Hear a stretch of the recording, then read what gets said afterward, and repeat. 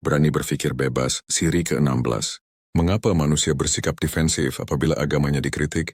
Sikap defensif yang ditunjukkan oleh manusia apabila agamanya dikritik bukanlah sesuatu yang luar biasa. Dan ia juga bukan bukti bahwa agama tersebut benar. Sebaliknya, sikap ini mencerminkan bagaimana agama telah berfungsi, bukan sekadar sebagai sistem kepercayaan, tetapi sebagai komponen asas identiti diri. Sejak usia kecil manusia, agama diperkenalkan kepada individu bukan melalui proses penilaian rasional, tetapi melalui penerimaan autoritatif. Ia diajarkan sebagai kebenaran mutlak sebelum kemampuan berpikir kritis berkembang.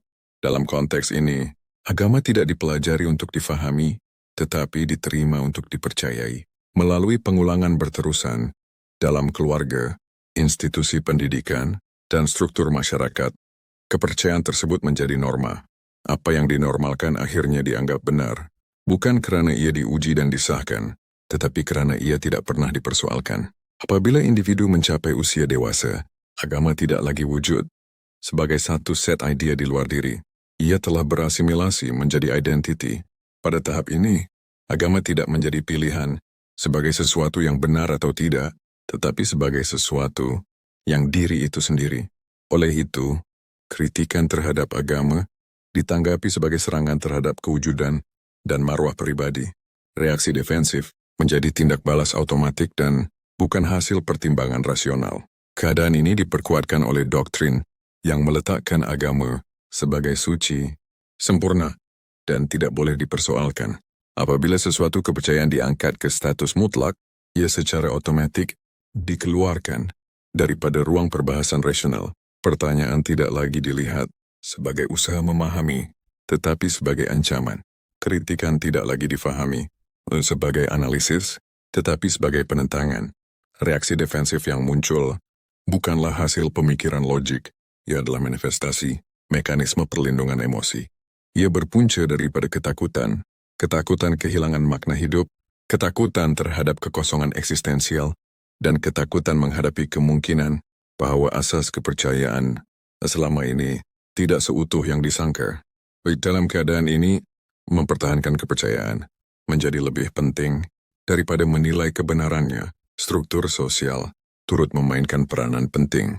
Kepatuhan terhadap dogma diberi pengiktirafan moral dan sosial, manakala pertanyaan dikenakan hukuman simbolik melalui stigma dan pelabelan. Akibatnya, individu dilatih untuk bersikap defensif sebagai satu bentuk penyesuaian sosial. Apa yang sering dianggap sebagai usaha mempertahankan iman, pada hakikatnya adalah usaha mempertahankan ego dan kestabilan psikologi.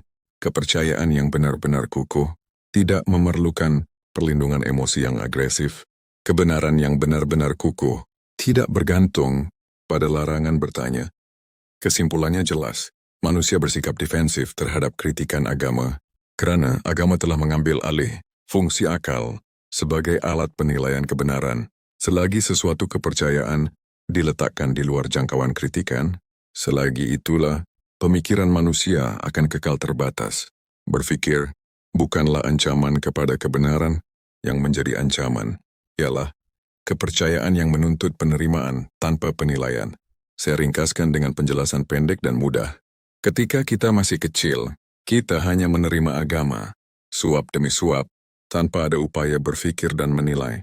Ketika dewasa, agama tersebut meresap menjadi identiti diri. Agama dianggap benar mutlak, tidak ada ruang bertanya dan menilai apakah itu benar atau tidak.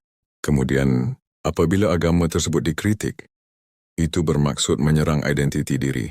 Ego terluka. Sistem survival dalam diri akan aktif, lalu bertindak mempertahankan diri dari serangan yang dianggap sebagai ancaman. Berani berpikir bebas. Sir Moza.